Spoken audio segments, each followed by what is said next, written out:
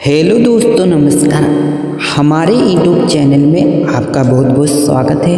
आज हम पढ़ने वाले हैं इतिहास में पढ़ेंगे ऐतिहासिक स्रोत के इम्पोर्टेंट 80 क्वेश्चन के बारे में, जिसमें हर परीक्षा में पूछा जाता है।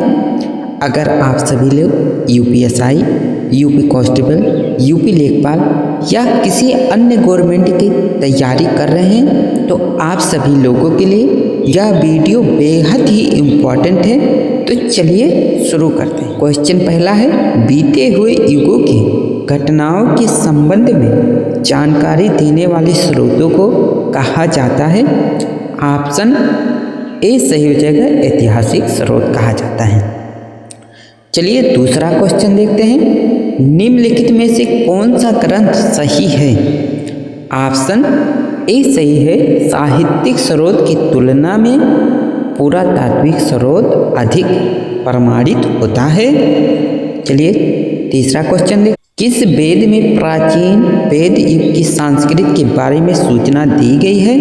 तो ऑप्शन ए सही हो जाएगा, ऋग्वेद के बारे में दी है। ऑप्शन ए सही हो जाएगा, ऋग्वेद।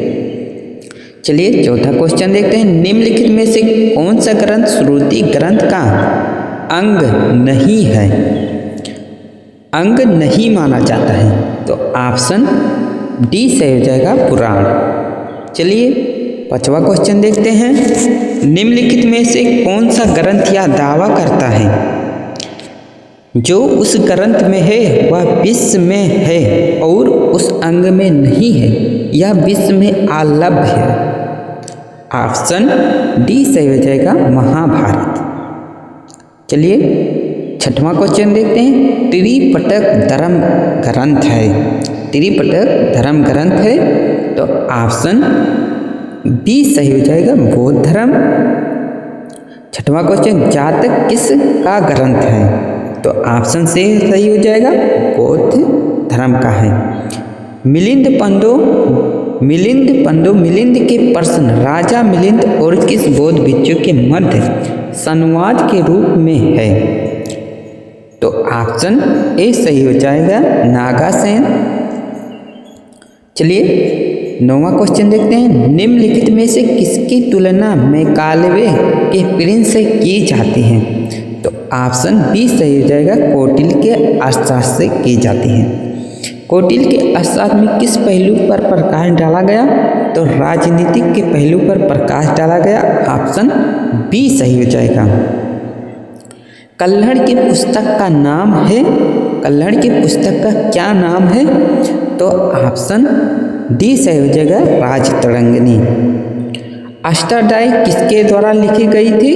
तो ऑप्शन बी सही हो जाएगा, पढ़री के द्वारा लिखा गया था।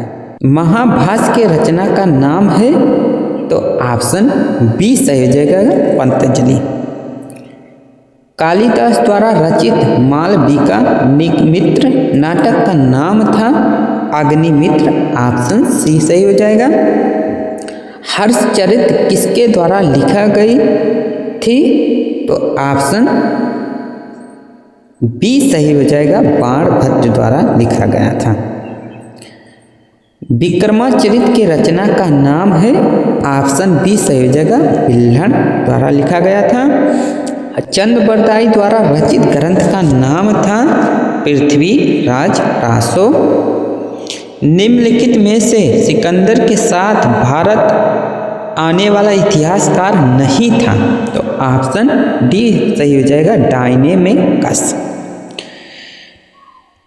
निम्नलिखित में से किसे विदेशी यात्री ने भारत का दौरा सबसे पहले किया था? तो ऑप्शन ए सही हो जाएगा, मेघानी अस्तनीज ने किया था।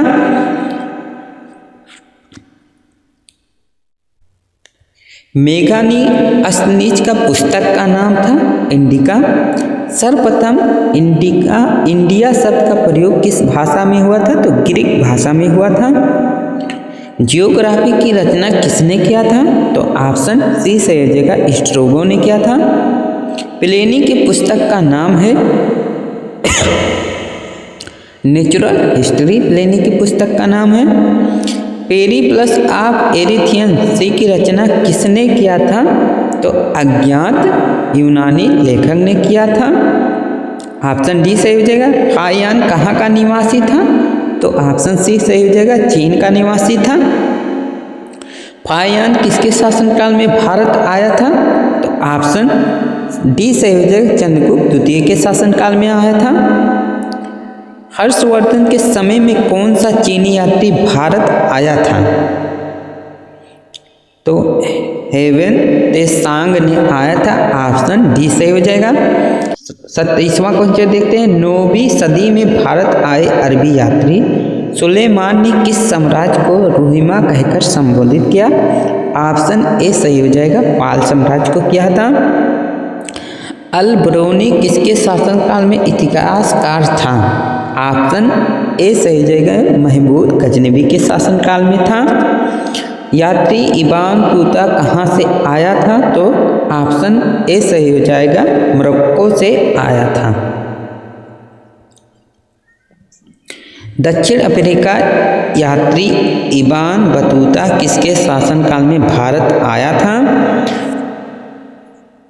तो ऑप्शन सी सही हो जाएगा, मोहम्मद बिन तुगलक के शासनकाल में आया था। फारस के सुल्तान मिर्जा शाहरुख राजदूत अब्दुल रज़्ज़क़ 1443 या 1444 ईस्वी में किस विजयनगर साम्राज्य की शासनकाल में विजयनगर की यात्रा किया था? तो ऑप्शन बी सही हो जाएगा, देवराय द्वितीय के शासनकाल में किया था। भारतीय पुरातात्विक का जनक फादर ऑफ इंडियन आर्कोलॉजी किसे कहा जाता है? तो ऑप्शन ए सही हो जाएगा, अलेक्जेंडर कलिंगम को कहते हैं। निम्नलिखित विद्वानों में से हड़प्पा सभ्यता का सर्वप्रथम खोजकर्ता कौन था? तो ऑप्शन डी सही हो जाएगा, दयाराम साहनी। हड़प्पा सभ्यता की खोज किस वर्ष हुआ था? तो ऑप्शन बी सही हो जाएगा, 1921 में हुआ था। सिंधु घाटी सभ्यता को खोज निकालने वाले जिन दो भारतीय का नाम जुड़ा है वे हैं, ऑप्शन ए सही हो जाएगा, दयाराम साहनी और राखलदास बनर्जी। हड़प्पा व मोहनजोदड़ो की पुरातात्विक खुदाई के प्रभारी थे।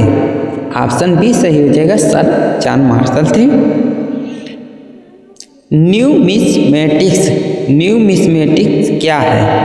तो यह सिक्कों एवं धातुओं का अध्ययन है। ऑप्शन बी सही हो जाएगा।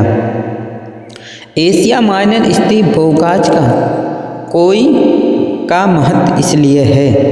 ऑप्शन ए सही हो जाएगा, वहाँ जो अभिलेख प्राप्त हुए उसमें 4 वैदिक देवताएं इंद्र, वरुण, मित्र एवं नासस्त का उल्लेख है। चलिए 40 क्वेश्चन देखते हैं। अशोक के शिलालेखों को पढ़ने वाला प्रथम अंग्रेज कौन था? तो ऑप्शन डी सही हो जाएगा, जेम्स प्रिंस था। अशोक के अधिकांश अभिलेख किस भाषा में लिखा गया था? तो प्राकृतिक और ब्राह्मी लिपि में लिखा गया था। कहाँ से अशोक के द्विभाषी ग्रीक और अरमाई अभिलेख प्राप्त हुए? तो ऑप्शन ए सही है, सर एक पूना कंधार से प्राप्त हुआ था। अगर आप सभी लोगों को हमारी वीडियो अच्छी लगे तो लाइक, शेयर, साथ में बेल आइकन दबाना ना भूलें ताकि आने वाले वीडियो का नोटिफिकेशन आपको प्राप्त हो जाए। ऐसे ही कंटेंट आप सभी लोगों के लिए लाते रहेंगे जो विशेष एग्जामों के लिए ही बेहद ही इम्पोर्टेंट होता है। अशोक के मानसेरा पाकिस्तान और शाहबाज गढ़ी पाकिस्तान से प्राप्त शिलालेख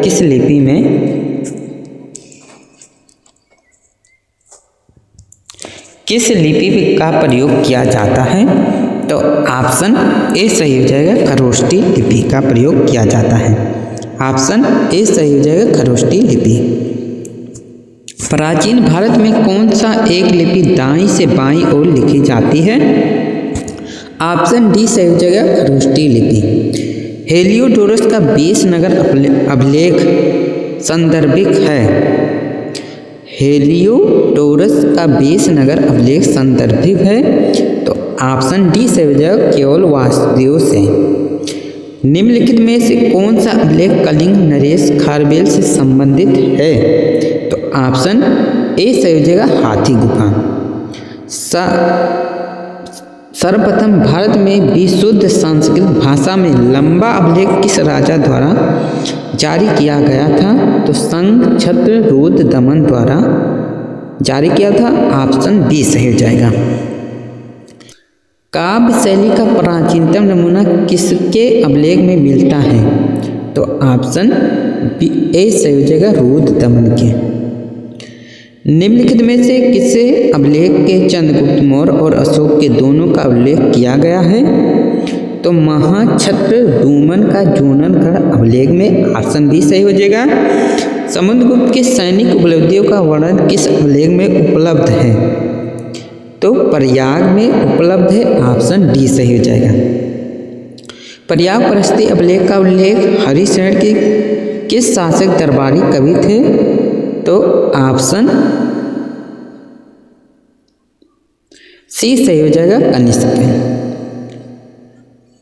महरौली दिल्ली स्थित लौह स्तंभ का निर्माण किस सदी में हुआ था? तो ऑप्शन सी सही हो जाएगा चतुर्थ सदी में हुआ था। दिल्ली के महरौली कुतुब उल इस्लाम मस्जिद के प्रांगण में स्थित प्रसिद्ध लौह स्तंभ किस स्मृति में है? तो ऑप्शन बी सही हो जाएगा चंद के स्मृति में है। सती प्रथा का पुरातात्विक उल्लेख कहाँ मिलता है? तो एरर अभिलेख में मिलता है। ऑप्शन सी सही हो जाएगा। एरर अभिलेख का संबंध किस शासक से है? तो भानुगुप्त से है। ऑप्शन डी सही हो जाएगा। चलिए 56वां क्वेश्चन देखते हैं।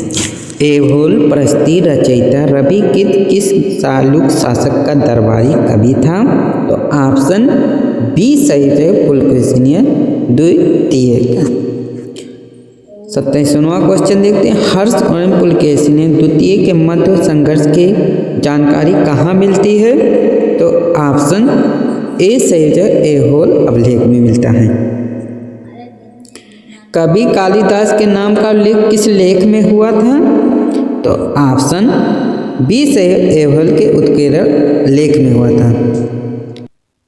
चलिए 59वां क्वेश्चन देखते हैं। अभिलेखों को ऐतिहासिक प्रकथन के साथ प्रारंभ करने की परंपरा का सूत्रपात किसने किया? तो ऑप्शन बी सही हो जाएगा राजा प्रथम ने किया था। कहाँ से प्राप्त अभिलेख में महासभा की कार्यप्रणाली के विषय में विस्तृत जानकारी मिलती है? तो ऑप्शन ए सही है उत्तर मेरू में मिलता है। भारत में सिक्के का प्रचलन कब प्रारंभ हुआ? तो ऑप्शन ए सही है 600 ईसा पूर्व में हुआ था। भारत में प्राचीन मुद्रा माना जाता है? तो ऑप्शन ए सही हो जाएगा आहत सिक्का। भारत में सर्वप्रथम स्वर्ण मुद्रा किसने चलाया था? तो इंडो बैक्टीरियन ने चलाया था। निम्नलिखित में से किसे सोने के सर्वाधिक शुद्ध सिक्के जारी किया? तो ऑप्शन ए सही हो जाएगा कुषाण ने जारी किया था। सातवाहनों के समय मुद्रा सर्वाधिक किस धातु के बने होते थे? तो सीसा के बने होते थे। निम्नलिखित में से किसने बड़े पैमाने स्वर्ण मुद्रा चलाई थे? तो ऑप्शन बी सी सही हो जाएगा कुषाण शासकों ने चलाया था। सोने की सर्वाधिक सिक्के किस काल में जारी किए गए? ऑप्शन बी सही हो जाएगा गुप्त काल में जारी किए गए। निम्नलिखित में से किस स्थल में रोम सिक्के मिले थे? तो ऑप्शन डी से हो जाएगा अरिकमेरू में मिले थे। भीमबेटका किसके लिए प्रसिद्ध थे? तो गुफाओं के शैल चित्र के लिए प्रसिद्ध थे। प्राचीन भारत में लोगों को बर्मा को किस नाम से जाना जाता था? तो ऑप्शन ए सही हो जाएगा स्वर्णभूमि के नाम से जाना जाता था। अंकोर वाट कहाँ स्थित है? तो ऑप्शन डी सही हो जाएगा कंबोडिया में स्थित है। अंकोर वाट कहाँ स्थित है? कंबोडिया में स्थित है। प्लेनी के मूल कृत नेचुरल हिस्ट्री किस भाषा में लिखा गया था? तो ऑप्शन बी सही हो जाएगा लैटिन भाषा में लिखा गया था। चचनामा सिंध का इतिहास है और मूल रूप से किस भाषा में लिखे गया है? तो ऑप्शन ए सही हो जाएगा, फारसी भाषा में लिखा गया था। चलिए 74वां क्वेश्चन देखते हैं। निम्नलिखित में से सांस्कृतिक इतिहास के संदर्भ में इतिहासविद राजवंशीय इतिहास तथा वीर गाथाओं के कंठस्थ करना निम्नलिखित में से किस व्यवसाय था? तो ऑप्शन डी सही हो जाएगा, मगध का। चीनी यात्री सुंग यून ने भारत का यात्रा की। ऑप्शन ए सही हो, 1518 से 1522 के बीच में। महाभारत युद्ध के लिए 3100 ईस्वी पूर्व तिथि का उल्लेख निम्नलिखित में से किस अभिलेख में हुआ? तो ऑप्शन बी सही है, रुद्र दमन का जूनागढ़ अभिलेख में हुआ था। चलिए 77वां क्वेश्चन देखते हैं। राबा तक अभिलेख संबंधित है। तो ऑप्शन सी सही हो जाएगा, कनिष्क। भारत के लिए इंडिया शब्द का प्रयोग सर्वप्रथम किसने किया था? तो ऑप्शन ए सही हो जाएगा, हेरोडोटस ने किया था। किस ब्राह्मी एवं खरोष्टी लिपि का उद्वाचित किया था? तो जेम्स प्रिंस ने किया था। निम्नलिखित में से प्राचीन भारत की कौन सी लिपि दाईं से बाईं ओर लिखी जाती है? Option A Brahmi, option B Sharada, option C Kharosthi, option D Nand Nagari. तो ऑप्शन सी सही हो जाएगा, खरोष्टी लिपि। आप सभी लोगों को हमारी वीडियो देखने के लिए बहुत बहुत धन्यवाद।